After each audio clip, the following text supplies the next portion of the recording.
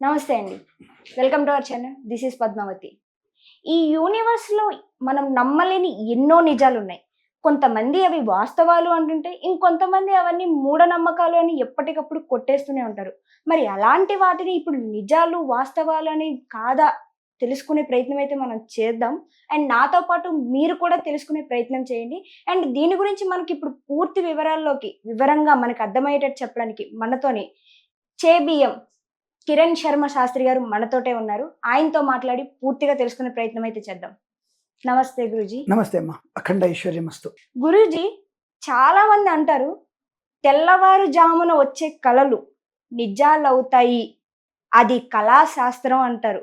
అసలు ఈ కళాశాస్త్రం అంటే ఏంటి? చాలా మందికి అసలు తెలీదు. ఇదంటూ కూడా ఒకటి ఉందంటారా? మనకి కళలు చాలా ఉన్నాయి. అలాగే స్వప్న శాస్త్రం అనేది చాలా ఇంపార్టెంట్. స్వప్న శాస్త్రం యాక్చువల్లీ ఏంటంటే చాలా మంది అనుకుంటారు ఇది ఒక మూఢనమ్మకం, మనుషుల్ని భ్రమ పెట్టడానికి చేసేటువంటి ప్రయత్నం అని చెప్పేసి చాలా మంది జీవనం చెప్తుంటారు. ఇప్పుడు ఈ మధ్య జ్యోతిష్యం మీద కూడా అనైతికమైనటువంటి పదాలు ఉపయోగిస్తూ మా గురించి తప్పుగా మాట్లాడే వ్యక్తులు చాలా మంది ఉన్నారు. కారణం ఏంటంటే సమాజంలో ఉన్నటువంటి అనేక మంది జ్యోతిష్యులు అంటే ఇప్పుడు పుంకాలు పెరిగిపోయారు. అసలు పంచాంగం అనేది పట్టుకొని నేను జ్యోతిష్కుడు అయిపోయాడు. వాడికి ఫలితాలు ఏంటి, లగ్నం ఏంటి అని తెలియకుండా అయిపోయింది. దానివల్ల 90% some people is not a perfect. So 10 people అనేది పర్ఫెక్ట్ ఉన్న వాళ్ళకి ఇది నెగిటివ్ రోల్ ఎక్కువగా వచ్చేసింది.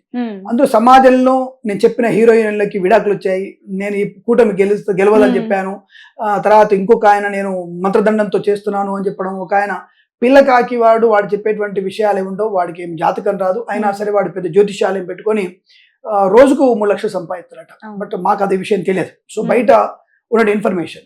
సో కాబట్టి ఇట్లా 3 లక్షలు సంపాదిస్తారంటే ఇలాంటి వాళ్ళల్లో ఏమిటి అంటే అనైతికమైనటువంటి ప్రస్తావన, అంటే అటువంటి వాళ్ళు చెప్పేటువంటి విషయం. దానివల్ల ఈ ఉన్నటువంటి విషయ పరిజ్ఞానం ఉన్నటువంటి జ్యోతిష్కులు కూడా నెగిటివ్ అనేది పాల్పడుతోంది. సమాజంలో అందరికీ ఏదో అంటారు కదా, సావాస దోషంలో ఇవాడు పడిపోయినట్టుగా మా గురించి చెడ్డ పేరు వచ్చిన అవకాశం ఎక్కువ ఉంటుంది. సరే ఇది కమర్షియల్ కాదంటారా? సో ఇది కమర్షియల్ కాదా అంటే ఒక జ్యోతిష వృత్తిలో ఉన్నటువంటి వ్యక్తికి, నా వృత్తిలో నేను నా భార్యని పిల్లల్ని పోషించాలి, సో నా వృత్తి అది, నాకు అది తప్ప ఇంకొక వృత్తి లేదన్నప్పుడు దాని గురించి నెగిటివ్ మాట్లాడే అధికారం ఎవరికి లేదు.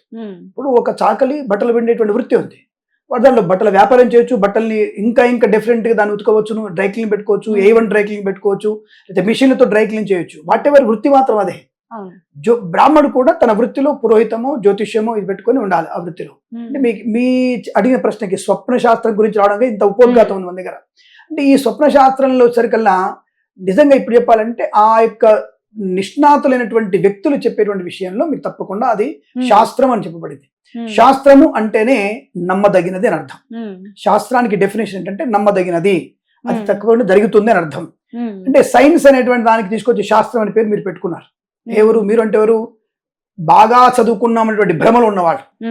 మేము జ్యోతిష్కులము, ఇంకా మేము చదువుకోవాల్సి 95% ఉందయ్యా అని చెప్తున్నాం. మేము ఇంకా బాగా చదువుకోవాల్సిన అవసరం మాకుంది. నిత్య పరిశోధన గ్రంథాలు ఇవన్నీ కూడా, సంగీతము, జ్యోతిష్యము, వేదము, వేద శాస్త్రార్థం, ఇవన్నీ కూడా చదువుతున్నా కొద్ది చదవాల్సిన తప్ప నాకు ఎంఫిల్ అయిపోయింది, PhD అయిపోయింది, నేను దీంట్లో నిష్ణాతుడిని, నేను ఫిజిషియన్, నేను కెమిస్ట్రీని, నేను ఇవి కొంతవరకే. మీ చదువు కొంతవరకే ఆగిపోతుంది, కానీ శాస్త్రాలు ఎప్పుడు ఆగిపోవు. నిరంతర సముద్రం లాంటి పుస్తక పఠనం అది. కాబట్టి అందులో ఒక భాగం, అందులో ఒక చాప్టర్ స్వప్న శాస్త్రం.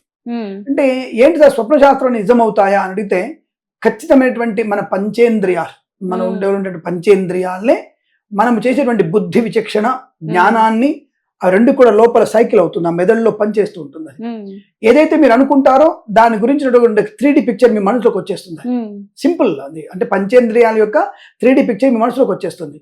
అంటే రేపు జరగబోయేటువంటి సంఘటన కానీ, ఇది ఇంతకు ముందు జరిగినటువంటి సంఘటనతో ముడిపడడం కానీ. అందుకే మీరు ఒకసారి వినండి, ఎప్పుడైనా మీరు మీ స్నేహితుడు కలిసి దబ్బుక్కన, ఒక్కోసారి మీరు ఊహించకుండా మనసులో అనుకుంటారు, పొద్దున పలానా వ్యక్తి కలిస్తే బాగుండు, లేదా పలానప్పుడు కలిసి ఉన్నాం, మేము పలానా 10th చదువుకున్నాం అన్నటువంటి భావన మీకు వచ్చినప్పుడు, ఆ వ్యక్తి కరెక్ట్ టైంలో మీకు ముందరకు వచ్చారనుకోండి, మీరు ఏమనుకుంటారు? అప్పుడు మీ మాట ఏంటంటే ఫస్ట్ మాట, అబ్బా ఇప్పుడే అనుకున్నా నీ గురించి, నేను జస్ట్ ఒక బతికేస్తారని ఒక మాట వస్తుంది ఫస్ట్. నీ గురించి అనుకున్నా అంటే ఏంటది? ఇది చాలా మంది జరిగింది కదా. ఈవెన్ దో నాకు తెలిసిన వరకు అమెరికా ప్రెసిడెంట్కి, మన భారతదేశంలో ఉన్నటువంటి అధ్యక్షుడికి, ప్రధానమంత్రి గారికి కానీ, ముఖ్యమంత్రి కానీ, ఈ అమ్మాయికి పద్మావతి గారు కానీ, నాకు కానీ, కెమెరామెన్ గారు కానీ జరిగి ఉంటుంది. ఇది కాదనే సత్యం వింటున్నటువంటి మీకు కూడా జరుగుతుంది. అంటే ఏమిటి? మన మైండ్ అనేది ఒక మైండ్ తో సోలో కాంటాక్ట్ అయి ఉంటుంది. అంటే ఆత్మలు రెండు కాంటాక్ట్ అయి ఉంటాయి. దీన్ని అంటారు ఇది కాంటాక్ట్ అవుతుంది, ఖచ్చితంగా కాంటాక్ట్ ఉంటుంది. ఆ కాంటాక్ట్ లేకపోతే ఆ వ్యక్తి అక్కడికి ఎందుకు రావడం? పక్కింటికి వెళ్ళొచ్చుగా. మీ ముందుకు ఎందుకు వచ్చాడు? ఆ వ్యక్తి కానీ అమ్మాయి కానీ అబ్బాయి కానీ మీ ముందుకు వచ్చారంటే ఏమిటి? తప్పకుండా మీ ఇద్దరి మానసికమైనటువంటి ఒక ఇంటర్నెట్ కనెక్షన్ ఉంటుంది దానికి. అలాగే మనం జరగబోయేటువంటి సంఘటనకి జరిగిన సంఘటనకి ఇంటర్ లింక్ అనేది ఉంటుందిగా, దాన్ని స్వప్న శాస్త్రం అంటాం. ఇంకా వేరే ఏం అక్కర్లేదు దీనికి. సైంటిఫిక్ గా చెప్పడానికి ఇద్దరి మనసుల యొక్క భవిష్యత్తు, వర్తమానము, భూతము ఈ మూడు కలిగినటువంటి ఒక ఇంటరాక్షనే స్వప్నం. ఆ స్వప్నం మీద అవడానికి అవకాశం ఉంటుంది. అది ఎప్పుడవుతుంది? చేతనావస్థ అంటే 4 నుంచి 6 మధ్యలో వచ్చేటువంటి తెల్లవారుజామున వచ్చేది 4 నుంచి 6 మధ్యలో చేతనావస్థ. అంటే మన చైతన్యంలో ఉంటాం. అప్పుడు మన యొక్క సంకల్పం గట్టిగా ఉంటుంది. అంటే వర్తమాన సంకల్పంలో ఉంటాం మనం. కాబట్టి అప్పుడు వచ్చే కళల్ని మనం నిజం చేసుకోవాలంటే ఆలోచన మెదడుకి వెళ్ళిపోతుంది. నేను ఐఏఎస్ ఆఫీసర్ అవ్వాలి కళ వచ్చింది, నేను కలెక్టర్గా టేబుల్ మీద కూర్చున్నాను, నేను ఐఏఎస్ ఆఫీసర్ అవ్వాలి. ఆ టైంలో వచ్చిన కళ మన బుద్ధి నిజం చేయడానికి పూనుకుంటా అంటే ఉసిగొలుపుతుంది. కాబట్టి తెల్లవారుజామున వచ్చే కళలు నిజం అవడానికి అవకాశాలు ఎక్కువగా ఉంటాయి. దాన్ని బ్రాహ్మీ ముహూర్తం అంటారు, ప్రభాత సమయం అంటారు. దానికి అనేక రకాల మన పేర్లు పెట్టుకున్నాం. సో కాబట్టి తెల్లవారుజామున వచ్చేటువంటి కళలు ఖచ్చితంగా నిజం అవడానికి 100% అవకాశం ఉంటుంది. ఖచ్చితంగా సందేహం లేదు. స్వప్న శాస్త్రం ఉందా? ఇందాక చెప్పాం కదా, 64 కళల్లో అది కూడా ఒక శాస్త్రం. 64 కళల్లో కళలు ఎలా ఉన్నాయో అలాగే అనేక విద్యల్లో స్వప్న శాస్త్రం కూడా ఒక విద్య. కాబట్టి ఆ విద్యలో తప్పకుండా మనకి నిజమైనటువంటి అవకాశాలు ఉంటాయి. భూత వర్తమాన భవిష్యత్తుని ఇంటరాక్ట్ కలిగించేది అంటే అనుసంధానించగలిగేటువంటి నిరూపణ కళ అంటారు. ఇది మీకు సైంటిఫిక్ గా చెప్పొచ్చు. చాలా చక్కగా చెప్పారు. కానీ శాస్త్రి గారు, కొంతమందికి ఒకే కళ రిపీటెడ్ గా వస్తుంది. మాకు ఒక రోజు వచ్చిన కళ మళ్ళీ అది ఎప్పటికో ఎన్నాళ్ళకైనా మళ్ళీ అది రిపీటెడ్ గా వస్తుంది అంటారు. ఎందుకు అలా అవుతుంది అంటారు? ఒక కళని ఎప్పుడైతే పరివర్తన అంటే దాని గురించినటువంటి ఆ నిరూపణ కాలేదు అంటే అది మీరు చేయలేకపోయారో అది మీకు రెగ్యులర్ గా తొలుస్తుంటుంది. నువ్వు ఇది చెయ్యి, ఇది చెయ్యి, ఇది పూర్తి సాధించుకొని చెప్తుంది. మరి కొన్ని చెడు కళలు కూడా వస్తాయి. నిజమే. ఇప్పుడు ఒక వ్యక్తిని దారుణంగా చంపమనేటువంటి కళ కూడా వస్తుంది, దారుణంగా తప్పు పని చేయమని చెప్పి కళ కూడా వస్తుంది. సో అలాంటి కళ కూడా వస్తాయి, రావని చెప్పలేదు. అయితే దుష్టమైనటువంటి కర్మ ఏ చేసినా వెంటనే దాని ప్రతిఫలం వెంటనే అనుభవిస్తాం మనం. అంటే చెడ్డ పని చేసిన వెంటనే జైలుకి వెళ్తాడు, అది షూటెడ్ సైట్ ఆర్డర్ లో వాడు కాలం చేస్తాడు, తర్వాత విషయం. కానీ అటువంటి ప్రభావం కూడా ఉంటుంది. మంచి కర్మలు మంచి కళలు అనేవి మరి తప్పకుండా మనకి ప్రతిసారి వస్తున్నట్టయితే నువ్వు దాంట్లో ఇంకా నువ్వు పనికి పూనుకోవడం లేదు, అది ప్రారంభం చేయి, ఆ విద్య కంప్లీట్ చేయి, ఆ ఉద్యోగాన్ని సంపాదించు, నీ తల్లిదండ్రులకి అది పెట్టు, లేకపోతే నీ అన్నదమ్ములు కలువు, ఆ గొడవల నుంచి బయటికి రా. అనేక రకాలు అంటే కళని ఒక పాయింట్ ఆఫ్ లో చూడొద్దు. దాన్ని చూడటువంటి ఒక కళ ఎవరొక వ్యక్తిని కలవాలి, ఆ కుటుంబంలోకి వెళ్ళి నువ్వు కలవాలి, ఆ కుటుంబంలో వ్యక్తి డబ్బులు ఇవ్వాలి అనే కళ వచ్చింది అనుకో, అంటే ఫస్ట్ ఏంటి, నీ కుటుంబంలో నీ అన్నదమ్ములు ఏంటి, నీ పరిస్థితి ఏంటిని చెక్ చేసుకోమని చెప్తుంటారు. అంటే ఇండైరెక్ట్ గా చెప్తుంది అని అంటారు. నువ్వు ఉన్నటువంటి పరిధిని కూడా బలంగా చేసుకొని అప్పుడు సాయం చేయాలి. నీ దగ్గర 10 రూపాయలు పక్కన 100 రూపాయలు ఎలా ఇస్తావు నువ్వు? కాబట్టి నువ్వు అవతల వాడికి 10 రూపాయలు ఇవ్వమని కళ వచ్చిందంటే నువ్వు 100 రూపాయలు ఇక్కడ సంపాదించమని నువ్వు ఉసిగొలుపుతోంది. నీ కుటుంబంతో నువ్వు క్షేమంగా ఉండు, నీ కుటుంబంతో కలిసి అని చెప్పేటువంటిది. అది కళని డైరెక్ట్ గా చూడకూడదు. కళని చుట్టూనటువంటి వాతావరణం కూడా మనం దాన్ని సరిచూసుకుని పోల్చుకునే ప్రయత్నం చేస్తే కళ తప్పకుండా మనకి నిజమైనటువంటి కళగా మారుతుంది. ఆ కళలో నిజాలు ఉంటాయి. కళ వల్ల మనకి ప్రయోజనం కలిగే అవకాశం కూడా ఖచ్చితంగా ఉంటుంది, అందులో సందేహం అక్కర్లేదు. కానీ గురువు గారు, కొంతమంది అంటారు కళలో ఇది రాకూడదు, ఇవి వస్తే చెడు జరుగుతుంది, ఇది వస్తే మంచి జరుగుతుంది అంటారు కదా. లైక్ అగ్గి, నిప్పు జ్వాలలు కళలో రాకూడదు అని అనేసి కొంతమంది అంటారు. అది రావడం మంచిదంటారా కాదంటారా? అసలు యజ్ఞము యాగం అనేది కళలోకి వస్తే మంచిది. శవము తగలబడుతున్నప్పుడు వచ్చేది కూడా మంచిదే. అదేంటి సార్ శవం తగలబడితే మంచిదా అంటే, శవం యజ్ఞం, అది పితృయజ్ఞం. శవం కారణం కూడా పితృయజ్ఞం. అక్కడ ఎంతో పవిత్రమైనటువంటి మంత్రాలతో అక్కడ ఉన్నటువంటి హృదయం మీద అగ్నిహోత్రాన్ని వెలిగించి మంత్రాలతో శరీరాన్ని దానం చేస్తూ ప్రేత ముక్తి కలిగించడానికి, బాబు ఇక్కడి నుంచి నీ ముక్తి అవుతుంది, నువ్వు మోక్షాన్ని పొందుకొని చెప్పేది ప్రేత యజ్ఞం. అది యజ్ఞం చాలా సుసంపన్నమైనది. అందరూ భయపడుతుంటారు, కాదండి.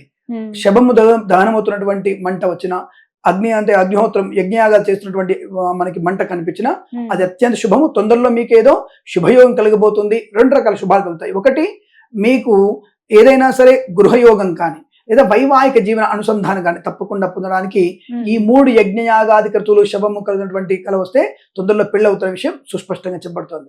కొన్ని పర్వతాలు పేలినట్టుగా వచ్చినప్పుడు, అంటే అగ్ని లాభ బయటకు వచ్చినట్టు, అలాగే అడవులు తగలబడుతున్నట్టుగా, అంటే అడవులు తగలబడుతున్నట్టుగా వస్తే మాత్రం నీ ఇంట్లో ఏదో ఒక రకమైనటువంటి దొంగతనము జరుగుతుంది, అలాగే నీకేదైనా శస్త్రచికిత్స జరగబోతుంది అని మాత్రం అర్థం. ఇవి దాన్ని స్వప్నంగా చదువుకుంటే తెలుస్తుంది. అందులో ఉందా అంటే మరి పరిశోధన తెలియాలి. మాకు వాళ్ళు చెప్తున్నారా ఏమన్నా నాకు ఈ కళ వచ్చింది, నాకు ఆపరేషన్ చెప్తున్నారా ఉమ్, అంటే ఎవరు దాని గురించి చెప్పడం లేదు. ఏదో ఏదో అయిపోయింది అనుకుంటాడు, వీడి కళ విషయాన్ని మర్చిపోతాడు, వీడికి ఆపరేషన్ అవుతుంది. ఉమ్, తర్వాత ఎప్పుడెప్పుడు అవునరా నాకు ఒకసారి కళ వచ్చిందిరా, అట్లా నాకు అగ్నిపర్వతం బద్ద అయినట్టుగా తర్వాత 6 నెలలకి నాకు ఆపరేషన్ అయిందిరా.